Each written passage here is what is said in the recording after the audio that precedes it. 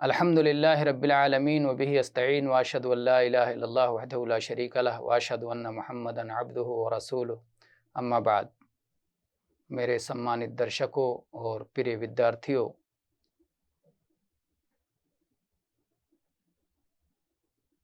पवित्रता के नियम के संबंध में जो हमारा शिक्षात्मक पाठ्यक्रम चल रहा है, उसके आज के कालखंड में हम वज़ू भंग करने वाले कारणों से संबंधित जो बातें रह गई थीं, जो विषय में हमारी चर्चा आरंभ हुई थी, चर्चा शुरू हुई थी, लेकिन हम उसे पूर्ण रूप से समाप्ति तक नहीं ले जा पाए थे और हमने केवल 2 कारणों की चर्चा की थी। पहला कारण कि मनुष्य के 2 मार्गों में से किसी मार्ग से कोई पदार्थ निकल जाए तो वज़ू भंग हो जाता है, मूत्र मार्ग से या गुदा मार्ग से। और दूसरा कारण था गहरी निंद्रा। तीसरा कारण जिससे वज़ू भंग हो जाता है वो है इंसान की बुद्धि का समाप्त हो जाना। अगर मस्ती की वजह से, नशे की वजह से, किसी रोग या बीमारी के कारण बुद्धि समाप्त हो जाती है तो ये निंद्रा से भी बढ़कर है, इसलिए पुनः वज़ू करना आवश्यक होगा। चौथा कारण ये है कि अगर कोई मनुष्य अपने गुप्त अंग को, मूत्र इंद्री को बिला किसी आड़ के और वासना की इच्छा के साथ हाथ लगाता है तो पुनः वज़ू करना अनिवार्य होगा, क्योंकि अल्लाह के संदेशता मोहम्मद सल्लल्लाहु अलैहि वसल्लम का आदेश है, मम मस्सा ज़करहु फल्यतवद्दा। जो आदमी, जो व्यक्ति अपने लिंग को छुए वो वज़ू करे। और एक हदीस में अल्लाह के संदेशता सल्लल्लाहु अलैहि वसल्लम का ये कथन है कि लिंग तो तुम्हारे शरीर का एक अंग ही है। तो ये बात स्पष्ट है, इसमें कोई संदेह नहीं कि जिस समय कोई मनुष्य अपने लिंग को साधारण स्थिति में छुए, जब उसे वासना की इच्छा ना हो, सहवास या स्त्री प्रसंग की कोई लालसा और कोई सोच ना हो, तो ऐसी स्थिति में वो शरीर के बाकी अंगों के समान है। परंतु जिस समय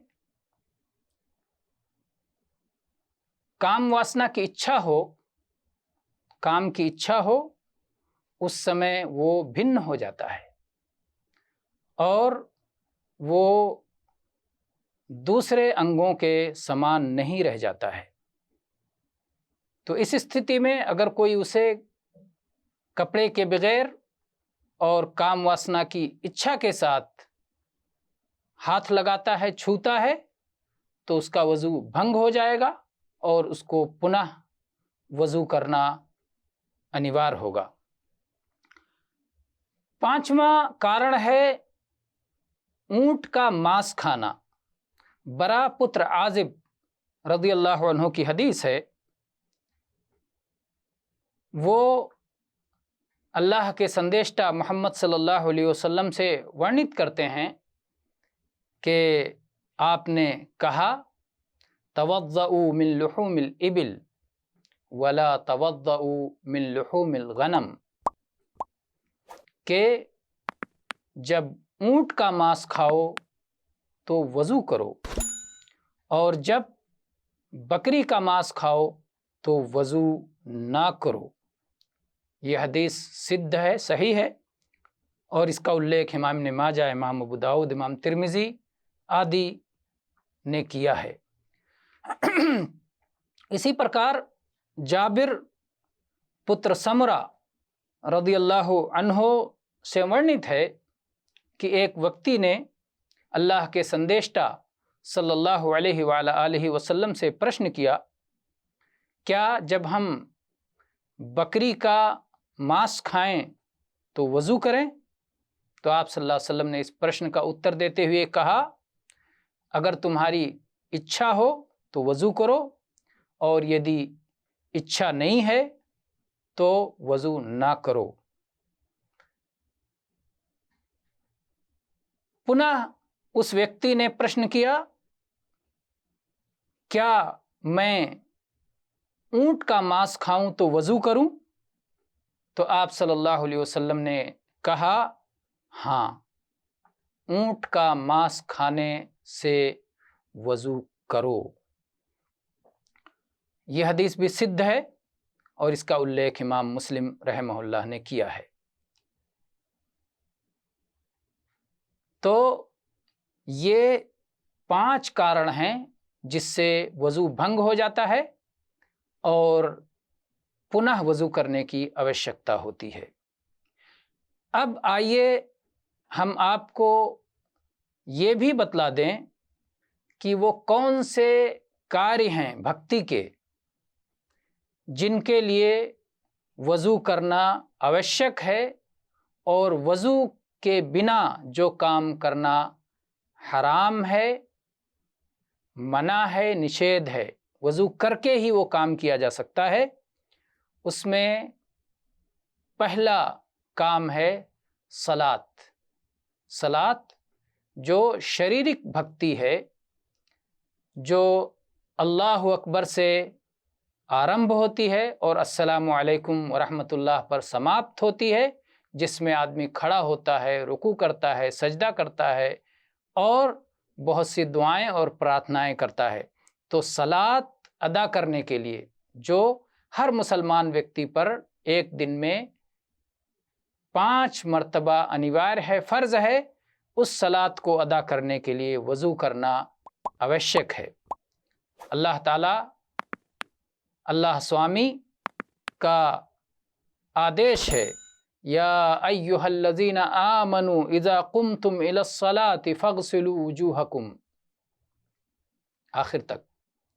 हे ईमान वालो, हे वो लोगों जिन्होंने ईमान को स्वीकार किया है, विश्वास किया है, जब तुम सलात के लिए खड़े होने का इरादा करो, इच्छा करो, तो अपने मुखड़े को धुल लो।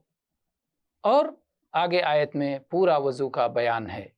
तो यहाँ पर अल्लाह का आदेश है कि अगर सलात अदा करने के लिए खड़ा होना चाहते हो, उसकी इच्छा है, तो वज़ू करके खड़े हो। और इसी प्रकार अल्लाह के संदेष्टा मोहम्मद सल्लल्लाहु अलैहि वसल्लम का उपदेश है, ला यक़बलुल्लाहु सलातम बिग़ैरि तहूर, कि अल्लाह स्वामी कोई सलात तहूर के बिना, वज़ू के बिना स्वीकार नहीं करता। यदि आपकी इच्छा है कि आपकी सलात अल्लाह के यहाँ स्वीकार हो जाए, तो फिर आप वज़ू करके सलात अदा करें। तो ये पहला कार्य है जिसके लिए वज़ू अनिवार्य है। दूसरा कार्य है अल्लाह के निवास, अल्लाह के घर काबा। अल्लाह ने काबा को ये सम्मान दिया है कि उसे अपना घर होने का नाम दिया है। अल्लाह तो सारी सृष्टि से ऊपर है, सबसे ऊपर है। तो अल्लाह के घर काबा का जब तवाफ़ करना हो, तो तवाफ़ करने के लिए भी वज़ू करना आवश्यक है। इस संबंध में अल्लाह के संदेष्टा मोहम्मद सल्लल्लाहु अलैहि वसल्लम का उपदेश है, अत्तवाफ़ु बिल बैति सलात इल्ला अन्नल्लाह अहल्ल फ़ीहिल कलाम, कि अल्लाह के घर काबा का तवाफ़ करना ये सलात ही के समान है। हाँ, ये और बात है कि अल्लाह स्वामी ने इस स्थिति में, तवाफ़ करने की स्थिति में, तवाफ़ करते हुए अल्लाह के घर का चक्कर लगाते हुए बात करने की अनुमति दी है, जबकि आपको सलात अदा करते हुए बातचीत करने की अनुमति नहीं है। तो इस हदीस से भी हमें मालूम होता है और ये बात सिद्ध होती है कि तवाफ़ के लिए भी वज़ू करना चाहिए। तो आज के कालखंड में इतना ही। हमें आशा है कि इस्लाम की दृष्टि से आपको प्रसिद्ध ज्ञान प्राप्त हो रहा है और इससे आप लाभ उठाएंगे। वल्लाहु ताला आलम वल्हम्दुलिल्लाहि रब्बिल आलमीन व सल्लल्लाहु अला नबीना वसल्लम।